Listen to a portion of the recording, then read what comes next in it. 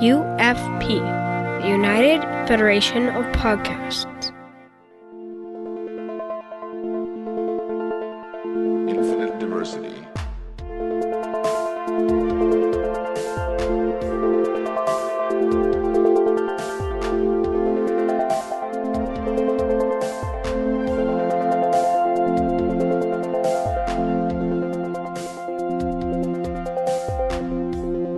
Live long and prosper, and welcome to Infinite Diversity, a Star Trek Universe podcast here on the United Federation of Podcasts Network.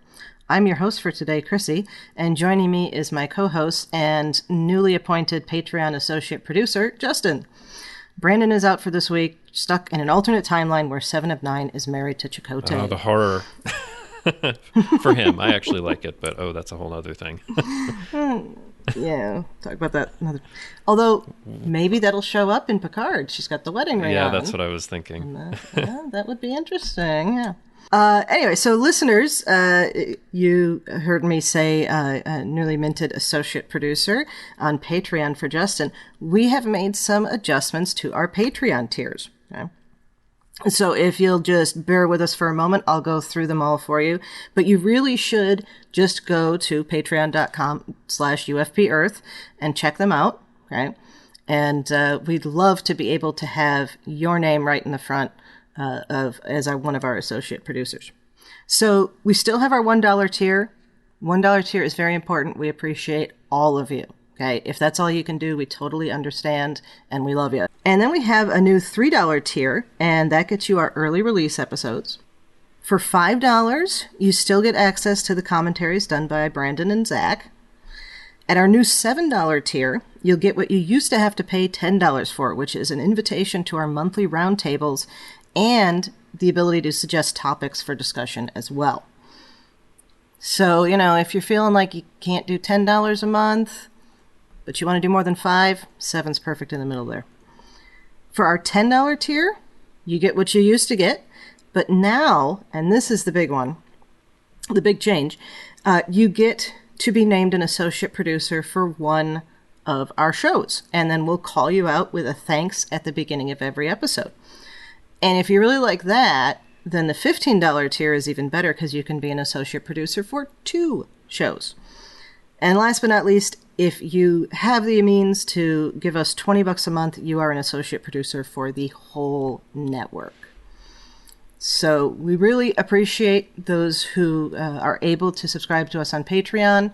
We appreciate all of our listeners, of course, but it does, it costs a smidge to get this out there and available for you to listen to. So if you can, we'd appreciate some Patreon support. Yeah, thanks for going through that, Chrissie. So we're excited about this. And again, if you just listen, you're not able to contribute on Patreon, not a big deal.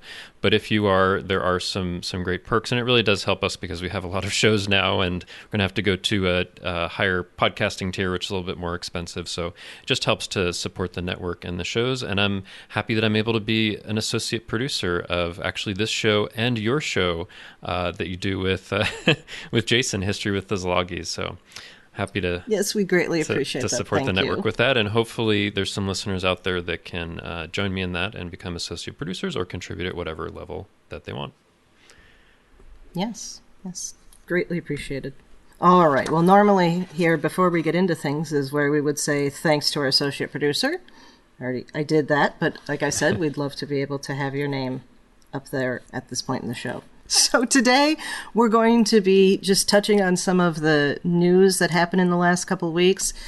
You likely heard my little blurb at the beginning of last week's episode that said, hey, we recorded this before all the important news dropped. Here's where we're going to talk about all of that important news. We do have a point of non-Picard and Prodigy news. The actress Joanne Linville died at 93 last week. If the name is ringing a bell for you, it's because Joanne Linville played the Romulan commander in the Enterprise incident on TOS. And I think her daughter played the same character for Continuous. That's right, yeah. Yeah, so, I mean, she was 93, and, for some of the actors that were in Star Trek that are passing away at this point, a lot of them are pretty up there and had nice long lives, but I was really saddened by this. Actually, I've said it elsewhere, but the Romulan commander in the Enterprise incident is my favorite guest character or guest star of all of Star Trek. I just love that episode and the role that she plays and what she puts into being this Romulan commander. I mean, and also a big deal at the time when this aired in the late 60s that you had someone who was female that was, the head of this ship, the equivalent of a captain for the Romulans. So just love that character. She was just wonderful actor and will be missed. And we just wanted to acknowledge that here. Definitely, yeah. Well, you have on here about my paper. I don't want to toot my own horn, but I will. Well, you said before it was you put in the news before about this conference, so you should talk about your news. That's true. So it was a couple months ago, I think I mentioned about the Midwestern Pop Culture Association. I might be getting that name slightly wrong, but anyway, this academic group is holding a conference that is all around Trek stuff. So they want to talk about the cultural impact of Trek and all of that. And my paper got accepted, so yay! Oh, congratulations! So that's wonderful. Thank you. So I'll be presenting. The title is "Looking Back: Praxis in Chernobyl 3 Decades Later." Yeah. So actually, if you can remind our listeners when that is and how they might be able to see it, if possible. Sure, I have to look that up. So just a moment here. All right, so I will be presenting that paper at the conference in Minneapolis. It's October 7th through 10th of this year.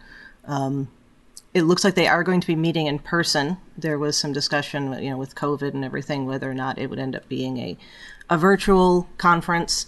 As things stand right now, it looks like it's in person. I have no idea what the prices are going to be. They're not up on the website here, and I have to talk to them about what's the website?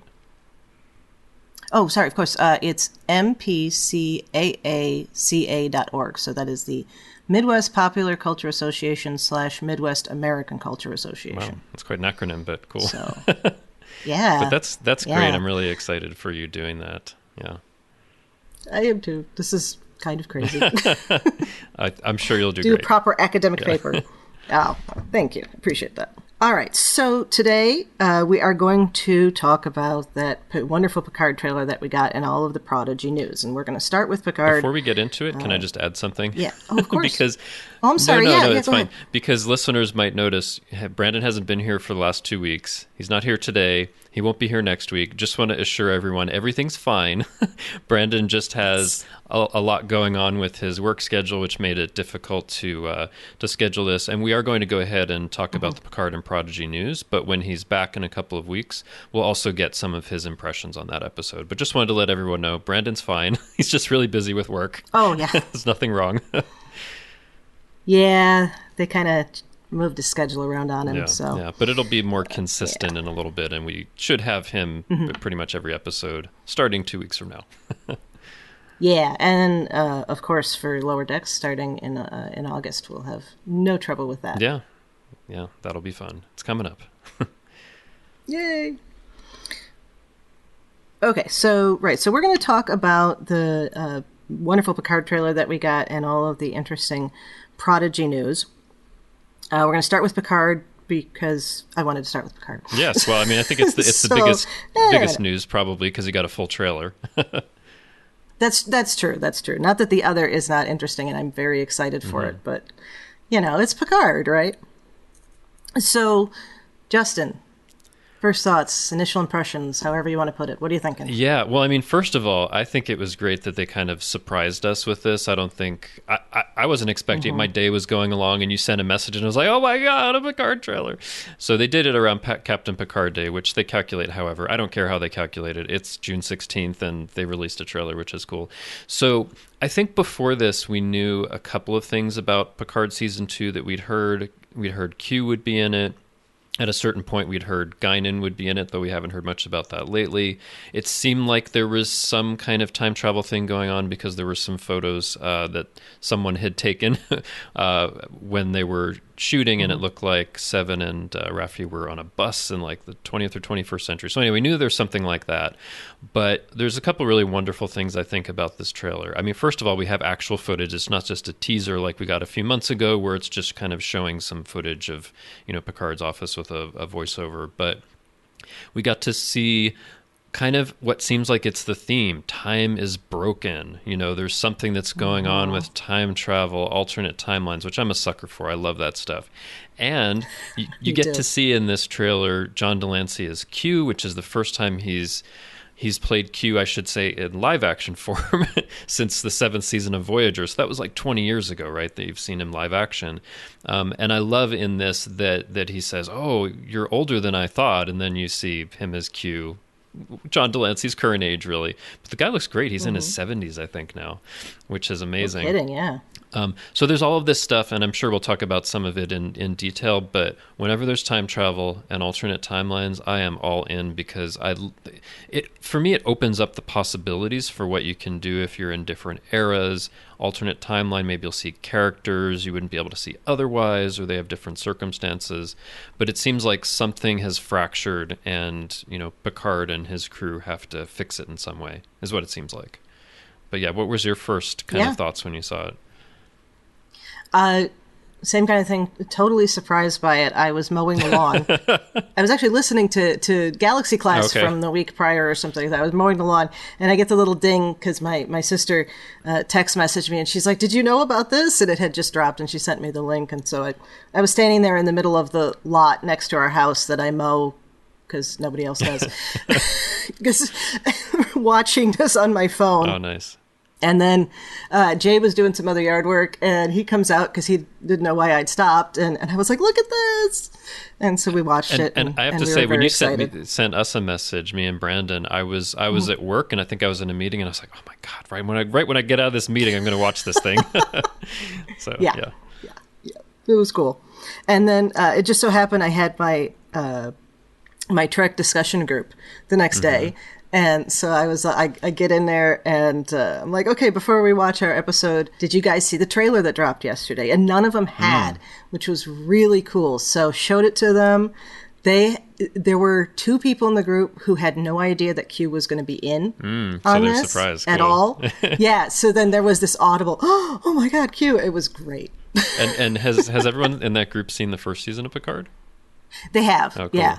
Yeah. That is awesome. But I mean, I think we forget sometimes that we're so plugged into it that like we're going to find out about a trailer like, pretty soon or the same day. But other people that aren't as plugged into it but still love Star Trek, you're giving them news like, "Hey, have you seen this thing?" And they're like, "Ooh, what is it?" Yeah. That's nice. Yeah. That was fun. But yeah, I mean, it's only like a minute or so long, but there's a lot that's going on. And I know you had some points you wanted to talk about in the trailer. Yeah, I do have some points I want to talk about in the trailer.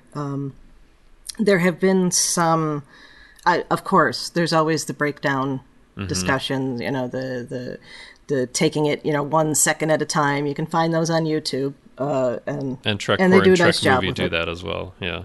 Oh, yes, of course. And we have the links to those articles in the show notes for today. But I've noticed some people talking about the scene where Picard's up at that podium and there's all the flags around. Yeah.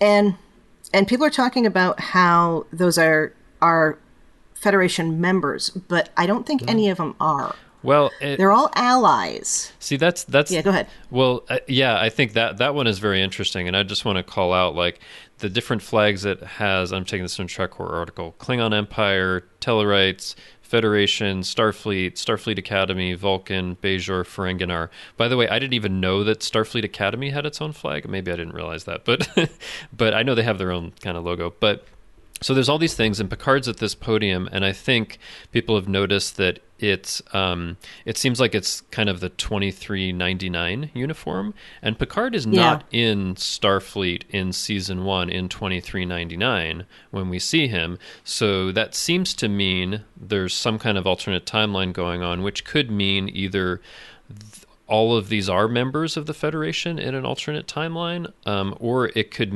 just be like a diplomatic conference in an alternate timeline. But I think him being in that uniform says to me this is not the timeline we've been following in season 1.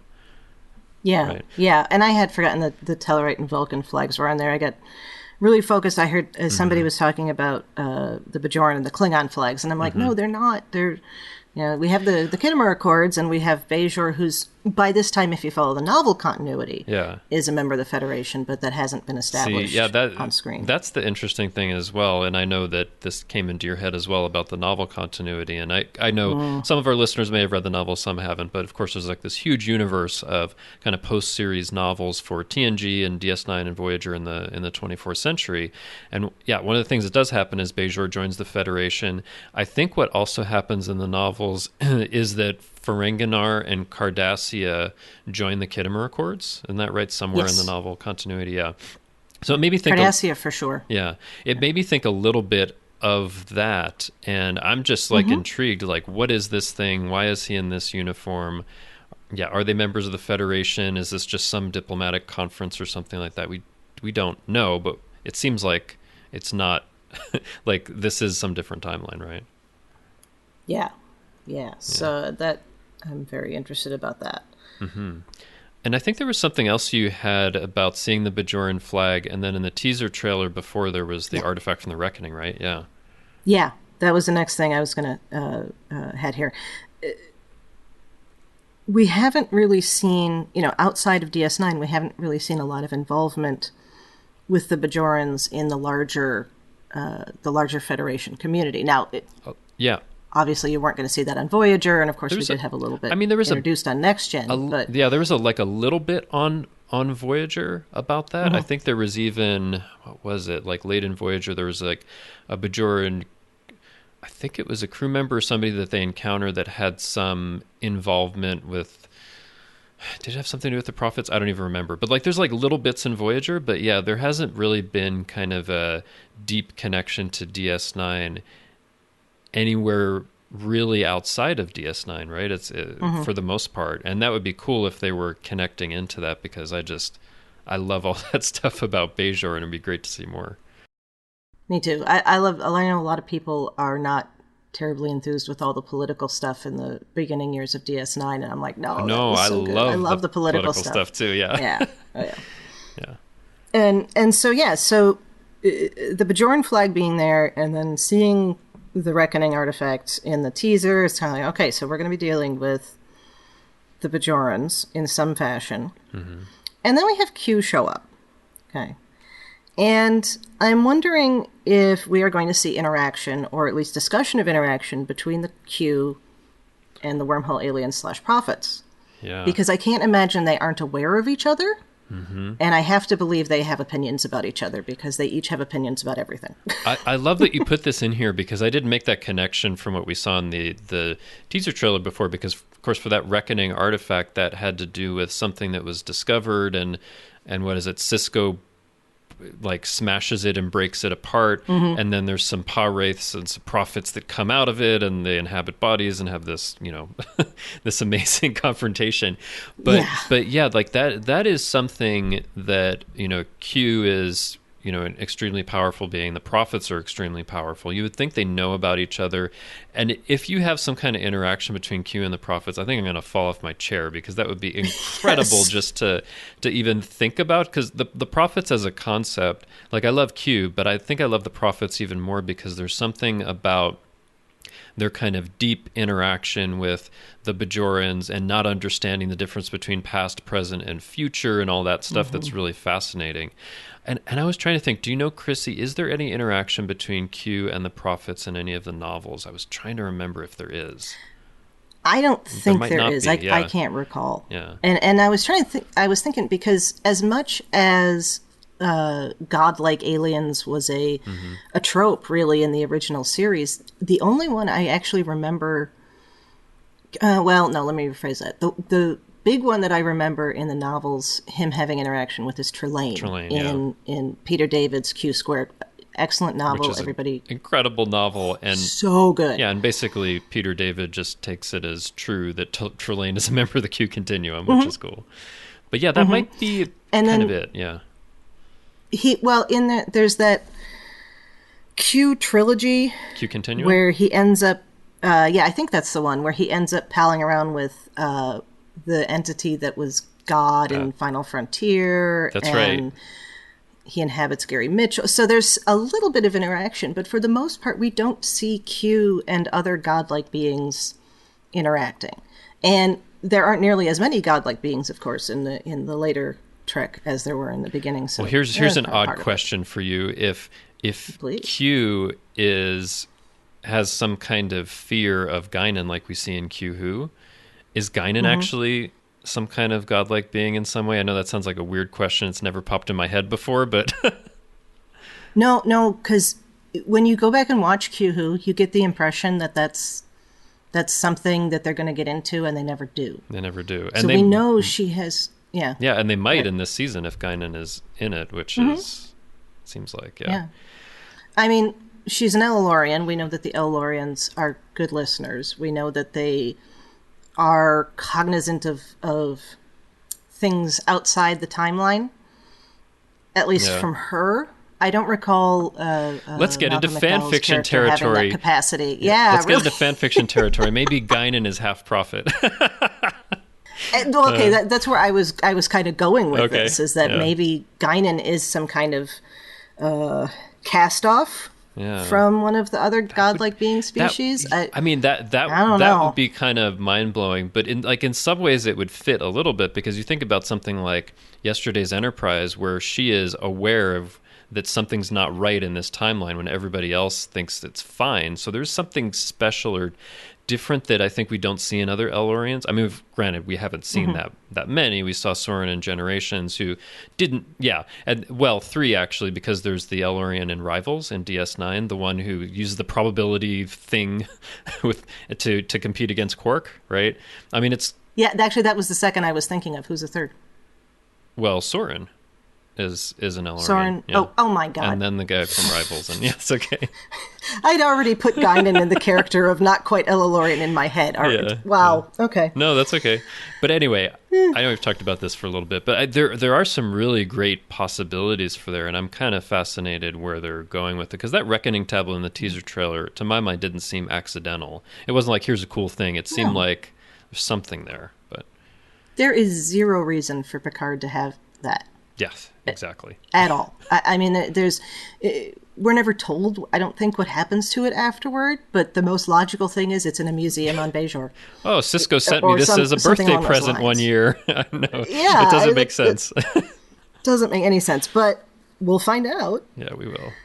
Yeah, so, and just before we go on to the next thing, just in talking about this, I was reminded of Amanda Rogers. And how she had those Q abilities, but she didn't quite know what it was. Yeah. And she didn't quite know how to control it. And maybe we have that kind of an issue with Guinan. Not that she doesn't know at the point that we meet her, but maybe she's kind of like a half, like you were saying, half prophet or half Q or something else entirely. If she's half prophet, she has something in common with Cisco. Yes. Which is pretty interesting. Yes. I think it just opens up like a lot of possibilities, and we only see a little bit of what's going on in this trailer, but I'm just really kind of excited by that. There's a lot of different directions they can go with that kind of stuff. Yeah. Yeah.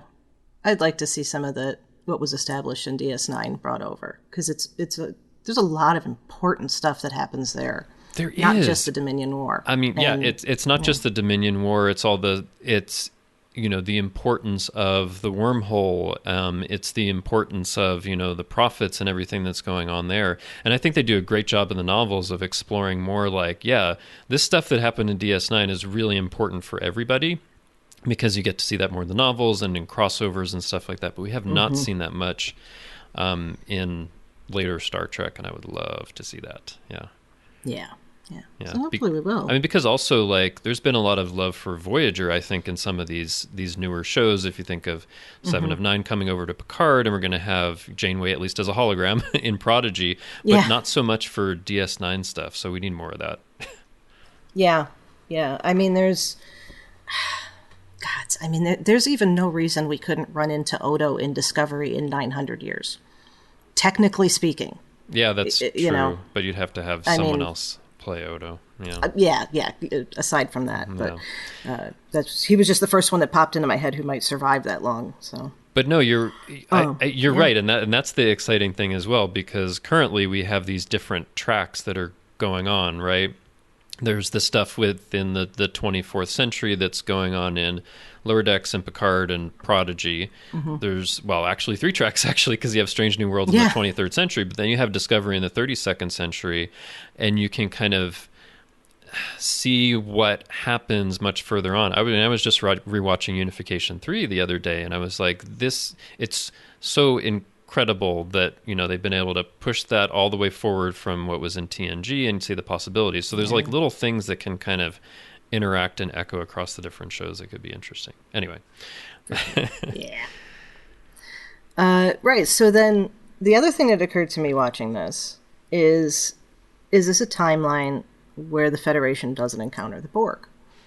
Because we see Annika, Seven, Jerry Ryan without the Borg stuff. That's, I thought about that. That's one possibility. The other possibility, though, if I go from what the novels, and I think the novels are a good reference because there's a lot of stuff that's been explored there, but I don't necessarily expect much of a connection to the novels. But in the novels, if I remember right, eventually something happens where Seven is able to have all of the Borg implants removed. Isn't that right? Yeah. I'll say spoiler territory for the Destiny trilogy. Okay, it is a bit spoiler territory. So but it's been there for. Yeah, no, I mean I won't give the reason why, but there is a reason why she's able to go without that going forward in the novel continuity as of 2381. But they could be playing off of something like that, like she was part of the collective, but something, and then she was freed from the collective, and then some period of time later. Something happens where they're able to all be removed, right? Yeah. I don't know. So without getting into spoilers for Destiny, but really, listeners, if there's any Treklet that you ever read, it should be the Destiny trilogy because it's amazing. Actually, as of when this is going to drop, they should still be on sale on the Simon & Schuster's site for $1 a piece electronically. Cool. For 2 days, because it's through the end of the month. Yeah. So if you're listening to this before the 30th of June in 2021, and you don't have the Destiny trilogy, you can grab them off of the Simon & Schuster website. $3 for an amazing 1,200-page epic. Yeah. A beautiful one. That covers like almost everything. I mean, it's like the entirety of everything. It's so much. Anyway. But yeah. Right. Okay. So because Q is here, we get this impression that Q is the reason that the Borg head toward the Alpha Quadrant, right? Yes. And putting aside that there's been implications that might not be the case after all, putting aside the book continuity and other things, if this is a if this is a timeline where they don't encounter the Borg, is it because Q pulls that back? He doesn't do what he does in Q Who? Or is Q not involved at all? Yeah, I think that this is the question, because we've seen Q do 2 different things. One thing is like, I have caused this thing and I want to see how you react to it or what goes on, or this has nothing to do with me, but I'm here to help you. Like if you think of All Good Things, it's like, technically Q didn't cause this thing. Really, Picard with his actions just put all the pieces. did, but he's helping Picard to put the pieces of that together, right? So that's what I'm interested in. Like, did Q cause it? Did someone else cause it, or some other being or something, or what's kind of going on with all of that? I don't know. I also had this wild thought, and the wild thought, I don't know if they'll go this direction, but because Picard is a different show. But one of the things that I think about is in Discovery, whenever they have had the option to press a reset button, they don't. Right? It's not like, oh, there's all this Red Angel stuff, let's reset that. No, they're going to really go to the future, and that's going to be where they are from now on. You didn't have a reset for the stuff that happened with the Klingon War and like all that stuff. So, okay, small exception, I think, is Magic to Make the Sanest Man Go Mad as a time loop episode where they keep resetting stuff, but that's a little different. But like for the overarching thing, they don't tend to kind of reset things. And I'm wondering if Picard will be like that, and it might be something like, you've seen all this stuff in season 1 and what happens. Time is broken, and now, in order to save things, they actually need to go over to another timeline, which is actually the prime timeline, and we weren't watching that in the first season. Oh, you just raised a hair on my arms. Oh my God. Yeah. I love that. I don't know if they'll do that, because in a certain way that maybe a bit invalidates some of the stuff that happened in season 1, but maybe all the stuff that they've been going through and all the stuff that maybe felt weird or was rubbing us the wrong way in some way isn't really where there should be, and they have to actually go over to what the actual kind of prime timeline is. Yeah. Well, okay, so then that kind of kicks to another point that I had that was really random, and I don't know why I thought about it, but with you saying that way, I think I had that in the back of my head. If this is a timeline where the Hobus supernova doesn't happen, then there's no Kelvin timeline. And the reason I think that we might be seeing that is because Laris and Zhaban do not appear to be in Picard's house. Now, I realize I'm basing that on a piece of information, but I don't know that they're trying to get rid of the Kelvin timeline. I don't want them to. I enjoy the Kelvin timeline. I think, but it still exists, even, Yeah. Well, no, I think there is a possibility that there is some timeline where that doesn't happen. But we also, for sure. We also don't know how many we're talking about, right? I mean, we may make the assumption like, oh, there's just 2 or 3. What if there's like a huge number and it's like parallels and like they just like keep shifting between the different timelines until they get to the right one or something like that? I don't know. You could have a whole season of a parallels like thing. Maybe. I don't know.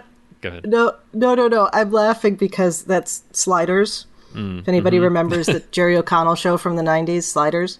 And I watched it, but the only thing I actually remember about it is there was an episode where they were able to get home, but the window to slide out again was like too short for them to completely verify it. So they pick up a newspaper and they're looking at what's going on in the newspaper, and the big headline is O.J. Simpson acquitted of murder.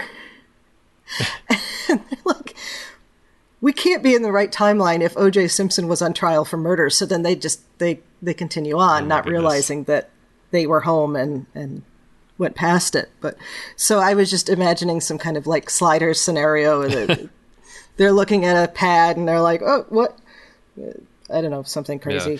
But I mean, happened. Like the thing is, maybe there's a timeline where that supernova did happen, but where you didn't have the same kinds of things and they didn't have to call off the rescue mission, right? Like it actually succeeded or something like that. But then again, like as I think about it, I'm thinking like they've actually invested quite a bit of time in what happens in the first season, and there's been some novels around it. So I don't know if they'll go that way or if it'll just kind of reset to what it was before. There's also the potential that it could be like, okay, time is broken at the beginning and they kind of work through that over 3 or 4 episodes. It's fixed, and then they go on to something else for the rest of the season. I don't know.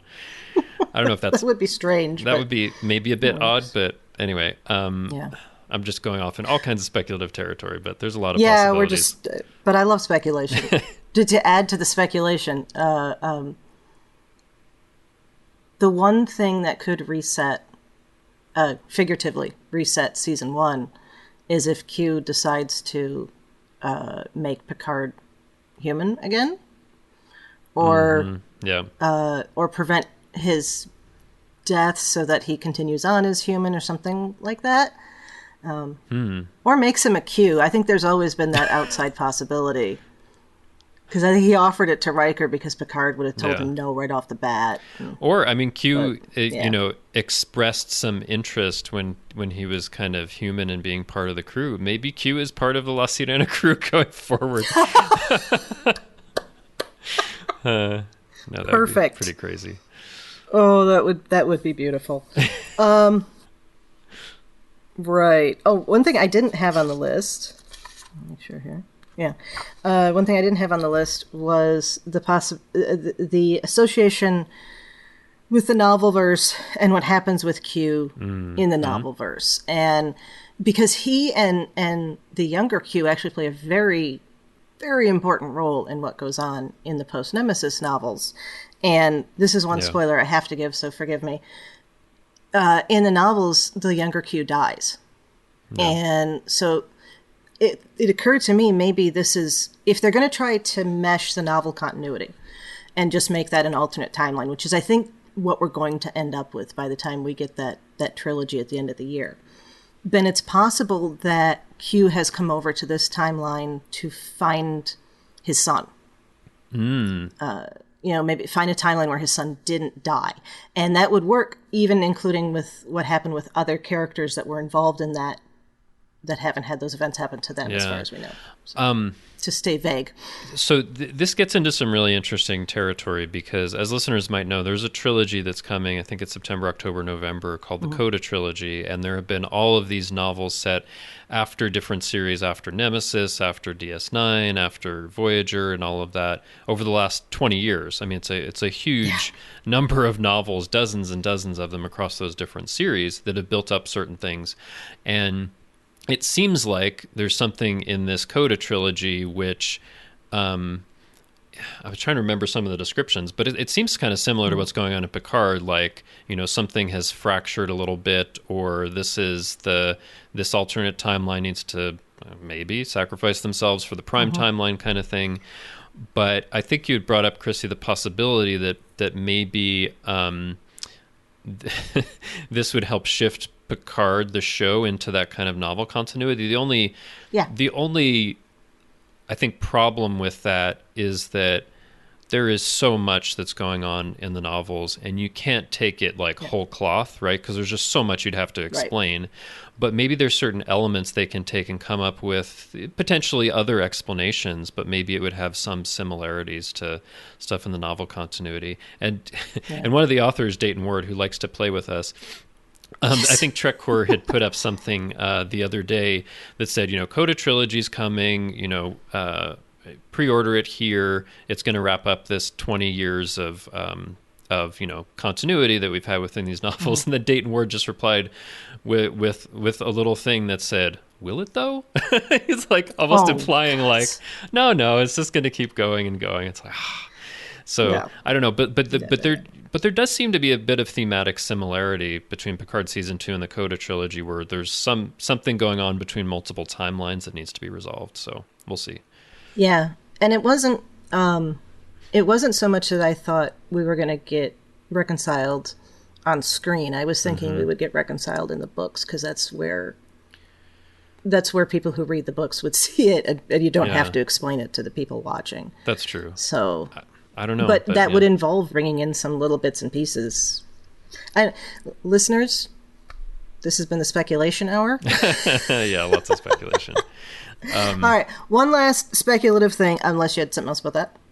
No, I probably had a few other things about the trailer, but go ahead. Oh, okay. Well, one last speculative thing from me, and then I'll stop talking for a while so Justin can. It occurred to me that just because of the timing of when we find out about it, the abnormality in Picard's brain that ends up being the disease that we hear about in All Good Things, and of course what kills him in Picard, I wonder if that was caused by having been assimilated. And then if we're in a timeline where there's no assimilation, does he, you know, age without that issue of that disease? Again, completely speculative. So you're proposing a timeline where he doesn't get assimilated, doesn't have that brain disorder, and can continue living without needing to go into an android body. Right. That would be very interesting. Yeah. I don't know. It'll be a good question what they address for this. Yeah.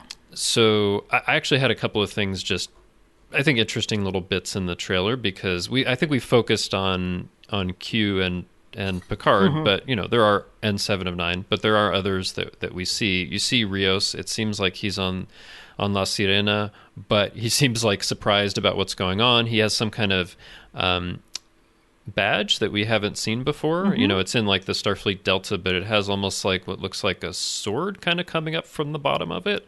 The hilt of one. Or the hilt of a sword. Yeah, that's right. Yeah. The hilt of some kind of sword. And then I think on his chair, it seems like there's that little symbol as well. So maybe he's part of Starfleet, but it's in an alternate timeline. I've definitely seen some people speculate like, oh, that might mean the Terran Empire. I don't think so.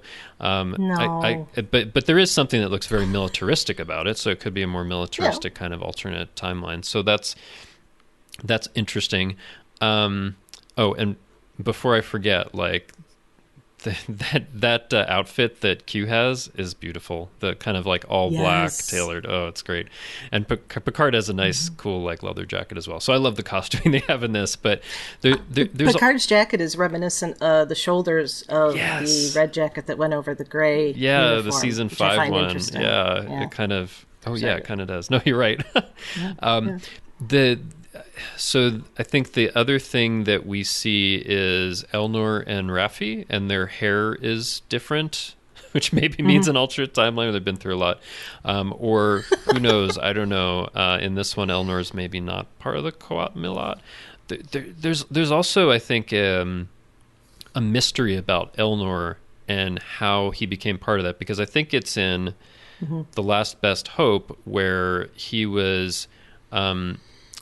I guess an orphan that was just kind of effectively put on the doorstep of the Coat Milat, and we don't know why or what happened even in that book. Maybe they'll explore that.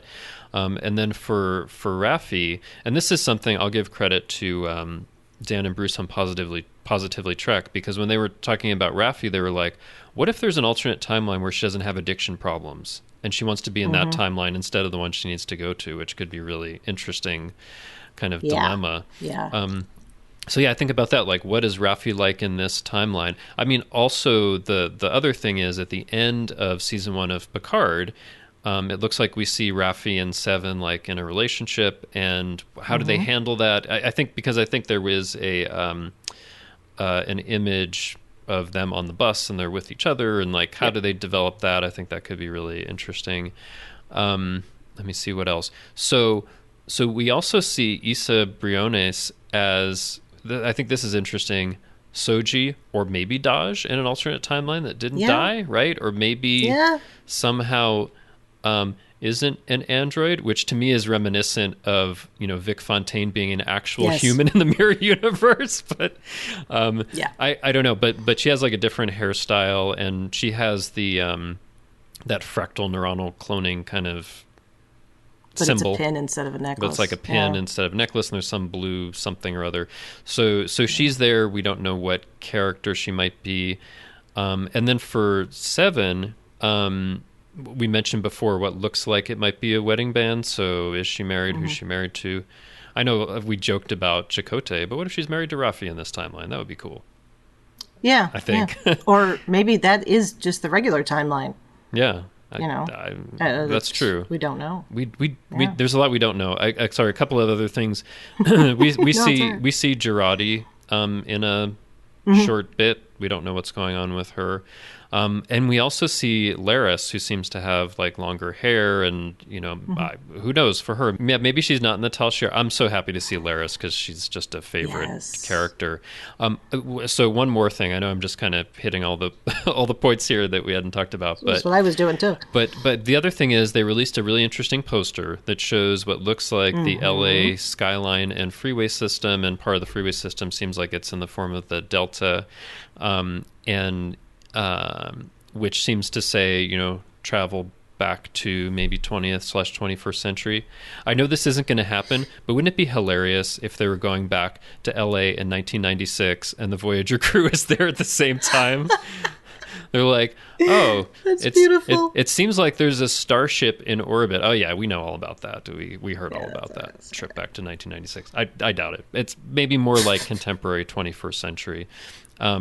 Yeah. So anyway, I think there's a lot of stuff to speculate on here. And again, it's coming in 2022, so not for at least 6 months or so. But I'm just really excited. I think there's a lot of possibility. Yeah. And that's what these trailers should do. They should make us think, wow, there's so many different things they should do, instead of like, they're going to do this again. But I think generally I've seen people be really excited about it. So yeah. Anyway. Yeah. And then we'll have to go back to this episode after it's all over and see how wrong we were. Or how right. We'll see. Yeah. Yep. 7 of 9 was actually married to Janeway. Oh, no. Yeah, that'll make a lot of people happy. I know, so many I possibilities. don't know why, but it will. No. Yeah. And before we go on, it had not occurred to me that Soji or Dodge was not an android there. So that's interesting. I'm just throwing out like odd possibilities. No, I understand. It hadn't even occurred to me. So yeah. Okay, cool.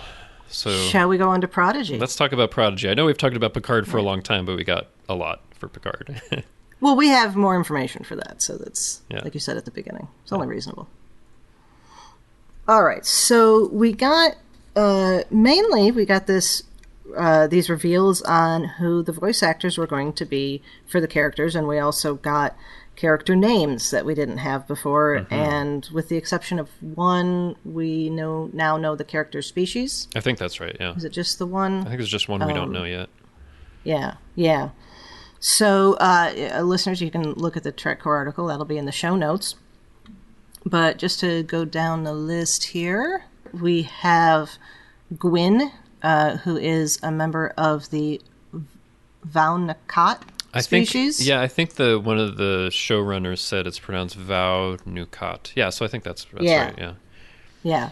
And that's she's voiced by Ella Purnell, who was in Zack Snyder's Army of the Dead, that Netflix zombie movie that dropped a month and a half ago, which I did see, and she's really good in it. Oh, awesome. So, I just want to add something about this one. Yeah. So I guess there are a few more details. So this character, Gwyn, is 17, raised on her father's bleak mining planet, and grew up dreaming of exploring the stars, which I think is cool. Someone that is really into exploration, so that's cool. Yeah. And the bleak mining planet made me think of Remus for some reason. I know it's not, but but yeah, I think that's an interesting background. Yeah. Let's see. So then we have another 17-year-old Dal. This is the one we don't know. A purple alien whose race is not yet known, who fancies himself a maverick and holds strong unto his unwavering hope even in the toughest of times. And that character is voiced by Brett Gray, who looks like been on a number of things, but I had not seen him in anything that I'm aware. I haven't either. Like that's what happens with a lot of these shows for me, because I don't watch a lot of new shows besides Star Trek. I'm like, oh, this is great. I've never heard of this person. I'm gonna love them. Yeah. Let's see, and then we have Jankum Pog. This is another one that they said. Jankum. Jankum is how it's supposed to be pronounced. Okay. Yeah.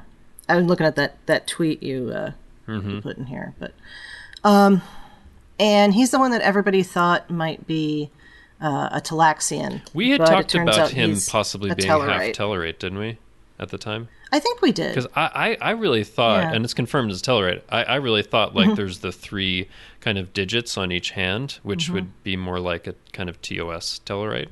So, yay, Tellarite. I mean, let's acknowledge, like, this is a founding member of the Federation. This is the first time we've had a main character who's a Tellarite, which is cool. Yeah. Yeah. I mean, we had a few in Enterprise, but they weren't main characters. Not main characters, Yeah. Right, so Pog is argumentative, as we know about Tellarites, and he tends to play devil's advocate for the sake of hearing all sides. Listeners, you can make comments about my bringing things up as devil's advocate on your own time. Feel free to tweet them at me. It says he's been in many high-profile television comedies, Brooklyn Nine-Nine, Good Place to League, done a lot of voice acting roles. I haven't watched any of those. Oh, no, I've watched American Dad. I've watched a little of Brooklyn Nine-Nine, but I don't know if he was in the early seasons I saw. And it's, what's the name of the actor? Oh, I'm sorry. Jason Mantzoukas? Jason Mantzoukas, yeah. Jason, yeah. And there's a picture of him, Mantzoukas. and he looks very intense. I mean, the actor. Yeah, which is cool. He almost has Gowron eyes. Oh, yeah. So that might be another a meme for the STSP group on Facebook. But yeah, let me say right now, if anybody who's involved in this is listening and I have butchered your names, I'm sorry, it's not intentional. Feel free to tweet at me and correct me. I'm good with that. Let's see. And then next, we have the robot, who's not actually a robot, but a Medusan inside a robot suit. And the Medusan's name is Zero. And the voice of Zero is Angus Imrie. Mm-hmm. So this is going to be the first time. God, have we dealt with Medusans at all since? I mean, not on screen. So. I don't think there has been a Medusan on screen since the TOS episode Is There in Truth No Beauty? Medusans have appeared in the novels, and that's been very cool. Yes. But I was really excited about this one because, we thought, it's some artificial intelligence or something, but it's a Medusan inside of a suit, which makes sense because supposedly Medusans will drive you insane if you see them. So this is a way for this Medusan to kind of like walk and interact with the world. And I think Is There in Truth No Beauty is actually a really great underrated episode. Agreed. Yeah, and as it points out in the article, Medusans are non-corporeal and genderless, which is cool. So I noticed they put genderless instead of like non-binary or something like that. It'll just be interesting to see how they present it, but I think that's very cool for a main character. Yeah. Genderless, not sexless. That makes a difference too, potentially. Yeah. Yeah. But are you familiar? Then again, if you were... Go ahead. I'm sorry, go ahead. Oh, no, I was going to say, are you familiar with Angus Imrie, who voices a character? No? Not at all. Okay. Not at all. So sorry, listeners, if you are, but... that's going to be an ongoing refrain here. Yeah. At least for me, I think. Yeah, I think here we'll get into a little bit of speculative territory. It'd be very interesting if we have a situation where Zero has to be out of the suit, and who, if any, among the group can be with him if that happens. Or with them? With them, excuse me. That's okay. You're right. No, You're right. But it's natural to make that association if you're thinking about the actor. But yeah, I was looking at the actor's face. But yeah, that's... Again, I don't know what the actor's identity is, so I shouldn't do that. No, it's okay. It's all right. No, I think this will be really fascinating, a fascinating thing. And I want to say something before I forget, which is I think some people have been surprised. We have Alpha Quadrant species like Medusans and Tellarites here, and what are they doing in the Delta Quadrant? I wish I could find it, but at some point, and maybe it was deleted, there was a tweet from somebody who was like a showrunner or writer, producer on Prodigy saying, okay, people, just being in the Delta Quadrant doesn't mean you're not close to the Alpha Quadrant, because all these quadrants meet at the center of the galaxy.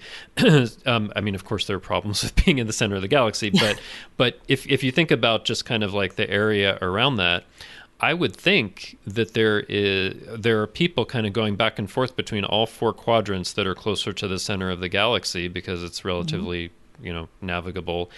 So I think that makes sense, and it's the possibility to explore kind of this intersection, because we've often thought in Star Trek like Alpha Quadrant's over here, Beta Quadrant's over there, Gamma and Delta, and those are all, tens of thousands of light years away, but they kind of meet in the center of the galaxy. So I think it makes sense that this would be in a part of the Delta Quadrant that's closer to the galaxy and easier to get to from the Alpha Quadrant.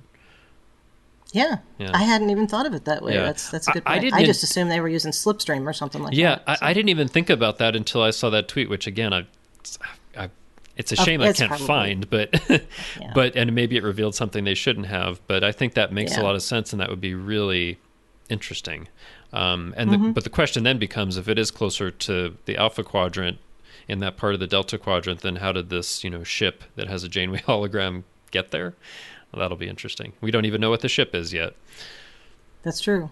So anyway, I just wanted to put that in there because I think if they go that way, that'll be pretty interesting. Yeah, for sure. We don't think...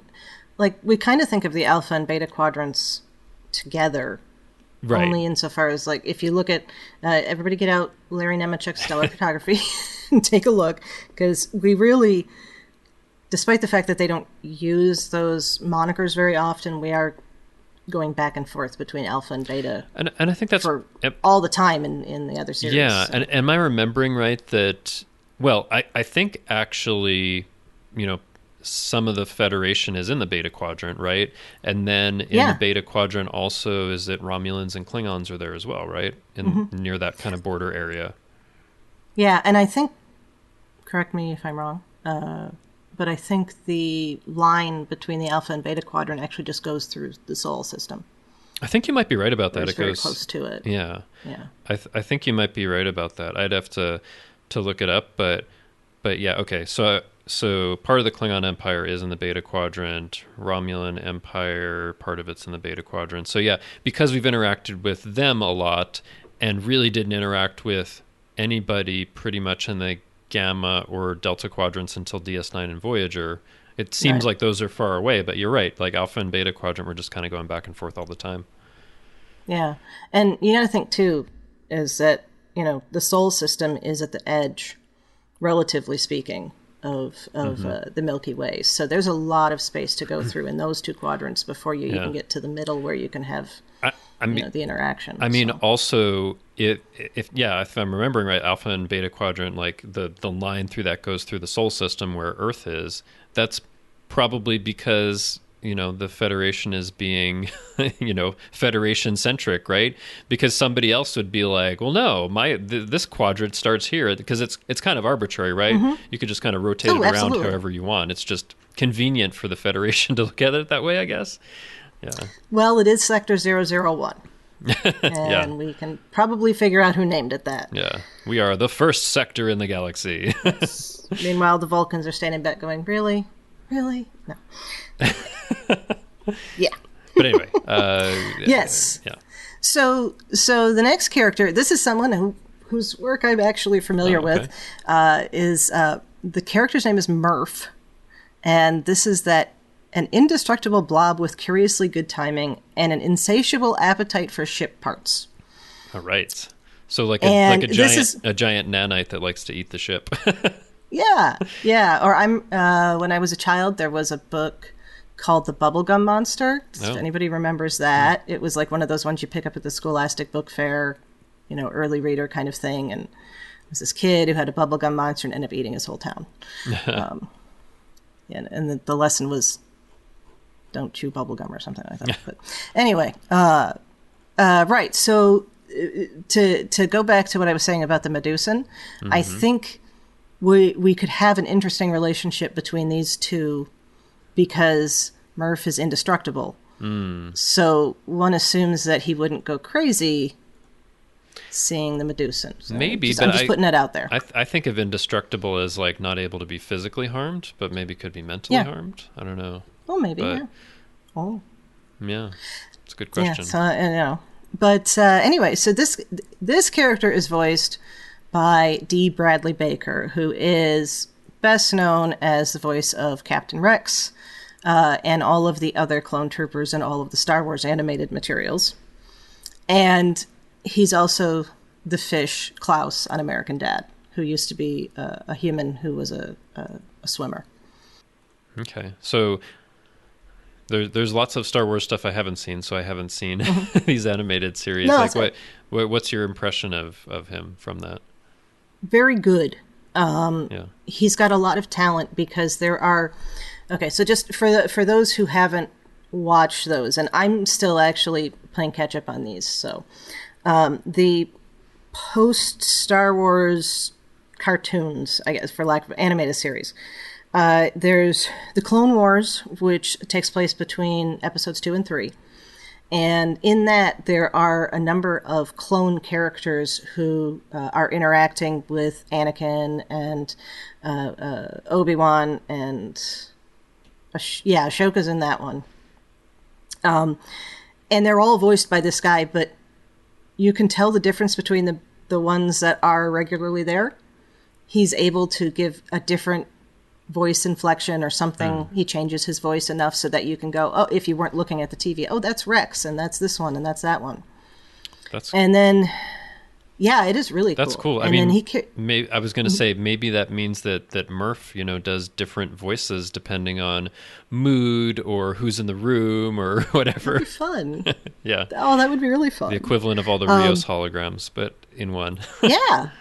Yeah. Okay, so then there's... what's the next one? The listeners are shouting at the screen right now. Rebels. Then there's Rebels, and he's in that, again, as Captain Rex. Mm-hmm. And then most recently, there's The Bad Batch, which the first season is still running right now. That drops on Fridays, I think.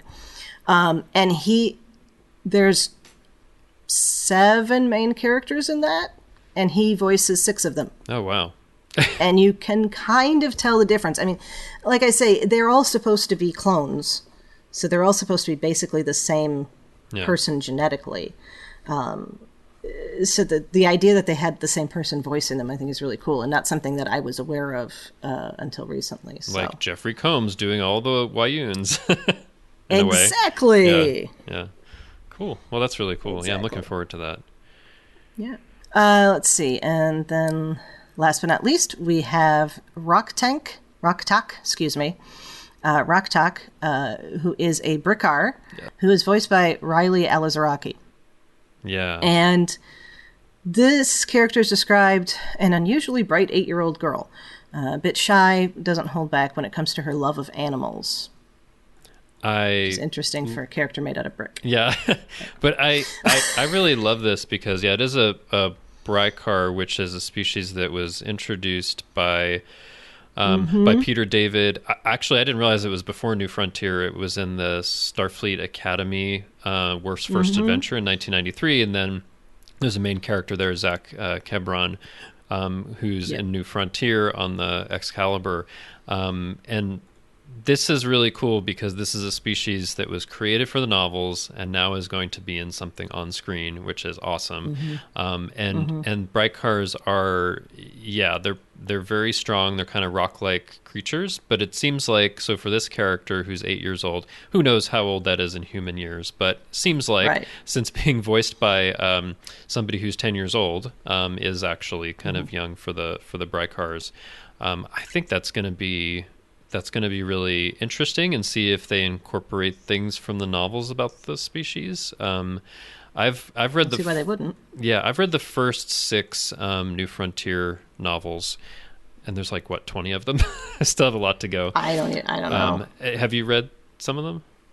I read the first one when it came out. The first one or the first 4? Because the 4 came out in the little omnibus. No, I was the first one. Just the one, okay. It was. I remember the mass market paperback at Kmart. Okay. That was where I used to get all my Star Trek novels. At least I don't think it was all together. Yeah, no, the omnibus came a little bit later, but that's how I read it because I was reading it years later. But yeah. Oh, gotcha. Okay, so I read the first one because I'm a huge fan of Peter David, primarily from Imzadi and Q Squared at that point, because I hadn't read a lot of his other stuff. But I read it and I was like, I don't know who any of these people are, and I went, nope, never mind. For New Frontier? And so I didn't. I mean, there are some characters that come from on screen. Yeah, but I think I was maybe 12 or 13. Oh, okay, all right. When it came out, so I was just like, I don't care. No. It was. I think. And I meant to go back. But I haven't. It was a big risk because I think this is the first time in the novels that they were creating something with, an all new ship and new characters that they had created for it. So yeah. But I've read the first 6 and I did like them. I'd say New Frontier isn't my favorite series, but it's pretty good. Yeah. I always meant to go back later, and I've got some of them electronically, as they've been on sale. I've picked them up, but I haven't had a chance to read them. But I think what bothered me about that was there's a King Arthur element to it, isn't there? With the captain. Yeah, because something like that. It's been some years since I've read it, but the captain has a kind of a special sword in a way. Yeah. So that is kind of and the ship's Excalibur. And the ship's Excalibur. So there is that kind of element to it. Wow, why am I not remembering the name of the captain? That is terrible. Mackenzie Calhoun. Mackenzie Calhoun, or Makenzie and I don't know why Calhoun. I remembered that just now. Mackenzie Calhoun. Yeah. But anyway, and he's a different species. But But yeah, I mean, I would say if listeners are interested in reading something with a Brycar, you could get the New Frontier omnibus that has the first 4 novels, and those are each short novels. They're each like 150 pages, so they're relatively short, quick reads. But to get familiar with that, and I do recommend. Oh, go ahead. I do recommend reading Worf's First Adventure if you can put your hands on it. Those That's a good one. few Starfleet Academy kids novels were really cute. You know, I haven't read that one, but I only read one because I was reading like the Day of Honor novels that came out in what close to when they did the Day of Honor TV series, even though it was inspired by the novels. Mid-90s. Yeah, and there was one there that I really enjoyed, so yeah. Cool. I don't even know if those are available electronically. I don't know if they are. I read almost everything in physical novels, so I get used copies anyway. But yeah, so I think this is going to be a really interesting show, and the cast is going to be very interesting as well. Yeah. Yeah, and of course we can't forget, of course, Captain Janeway. That's right. But we already did hear about what was going on with her. We didn't find out anything new about her, but yeah, she's the emergency training hologram, and that's going to be really cool. So, and supposedly this show is coming later this year. I guess we'll see. Yeah. We don't have a date, but maybe not long after season 2 of Lower Decks wraps up in October. So maybe soon. But there was one other thing I wanted to talk about, some of the images they released. Yeah. Oh, I'm just looking now. Forgive. Worf's First Adventure is available on Kindle. Oh, cool. But I don't know if that's exclusive. I can't tell from here. So, it costs $7.99. Yeah, some of the ebooks, even if they're shorter, because those I know young adult ones are only like 100, 125 pages, something like that. If that, and it's big font because it's a beginning reader book, and it has illustrations too. yeah, which is cool. But anyway, you can probably find it used so we had for some less. Really cool images from Prodigy. So go ahead. Oh yeah, sorry. I did want to talk about these images because so there are some character images, but what I wanted to focus on was, I think a couple days after the initial kind of reveal of some of the characters, there were 4 images that have landscapes, and these are absolutely gorgeous. I mean, I think the level of detail and artistry in this animation just kind of blows my mind and is much more than I was expecting. Let's just say, Lower Decks is in a certain style for a certain reason because it wants to have a certain feel of a certain era, but Prodigy is going to be a much more kind of like modern, very detailed, kind of gorgeous animation style, it seems like. And if the whole show is like that, I think it's going to be pretty incredible. I was pretty blown away. Yeah. What did you think when you saw these images? Oh, they're beautiful. Absolutely beautiful. Yeah. I mean, it's the kind of thing that, with a little tweaking, wouldn't look cartoonish and would look perfectly in place in live action Trek. Yeah. I mean, so you're actually right about that. Yeah. Or they could, or like some of these, like the planet landscapes, it could be something that you'd want to like have on your wall as like a giant print of like a artist's impression of a planet. It's that good. So yeah, especially that what's listed as the last one in the TrekCore article, where you're kind of watching the sunrise over this edge of a world, and there's another one behind it. There's 2 that you can see behind it. There's one that's rising partially, and then there's another kind of above it. It's just beautiful, amazing. Yeah. So yeah, looking forward to the show. Hopefully not too long. Me too. Yeah. I know they said they don't want to have overlap, but I think Prodigy might be the exception to that because it's going to be geared toward a different audience.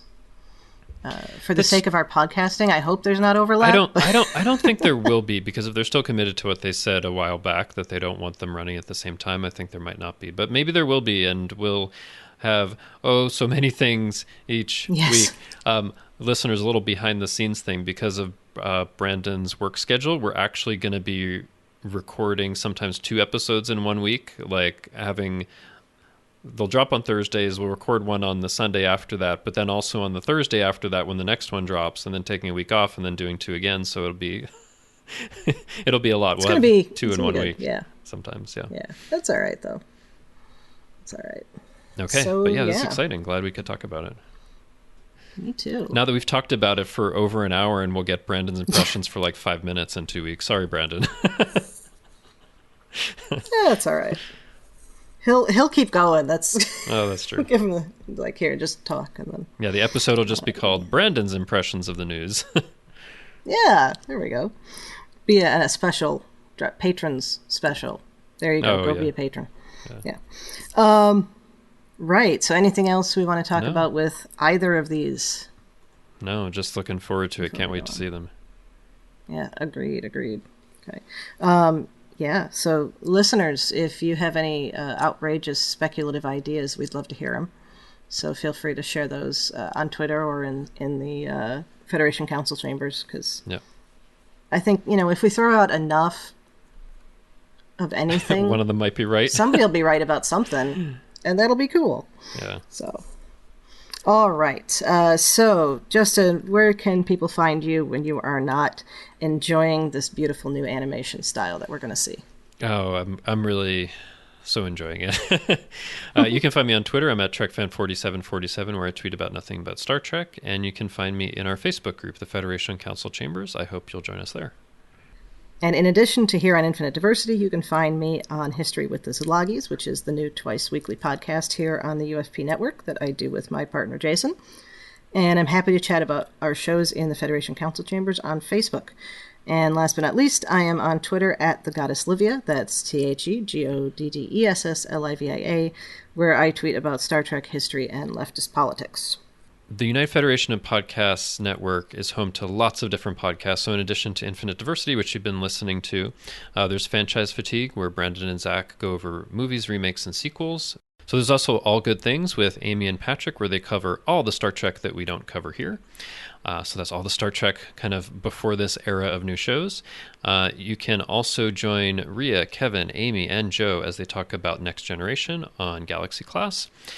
Mickey's Marvels is with Chris, Patrick, and Casey talking about all things Disney. Always Hold On to Arrow is about the Arrowverse with Lance and Cavanti. There is History with the Szilagys with our own Chrissie De Clerck-Szilagyi, as well as Jason Szilagyi. So that's twice a week on Tuesdays and Thursdays. And then there's Sasquatch, which is a Bigfoot multimedia podcast with Ken and Zach. All right, so thank you so much for tuning into Infinite Diversity. Thank you to our executive producers, Ken Tripp, Tony Robinson, and Zach Moore. Thank you to Zach Tripp for the wonderful theme music and Tony Robinson for the awesome show art. Please rate and review us on Apple Podcasts, and please subscribe in your favorite podcast app. If you'd like to reach out, you can find the network on Twitter at UFP Earth, or our show specifically at IDIC Podcast. You can also talk about any and all of the UFP podcasts in our Facebook group called the Federation Council Chambers. Or you can email us at infinitediversity@ufp.earth. On our next episode, we'll be talking about the new TOS novel Living Memory by Christopher L. Bennett. Until then, peace and long life.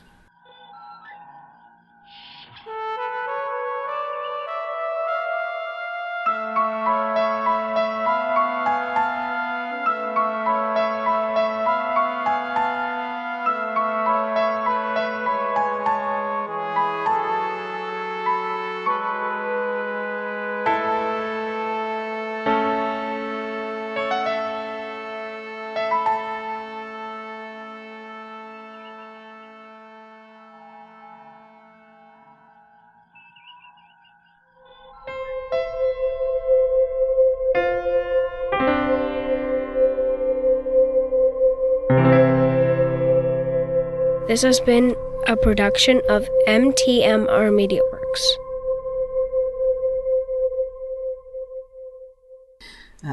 If the name's ringing a bell for you, it's because she played the Romulan commander in... The Enterprise Incident. The name of the episode, just the Enterprise Incident. If the name's ringing a bell for you, it's because she played the name of the Romulan... She played the name. Well, I know what I'm tacking on the end of this episode. Okay.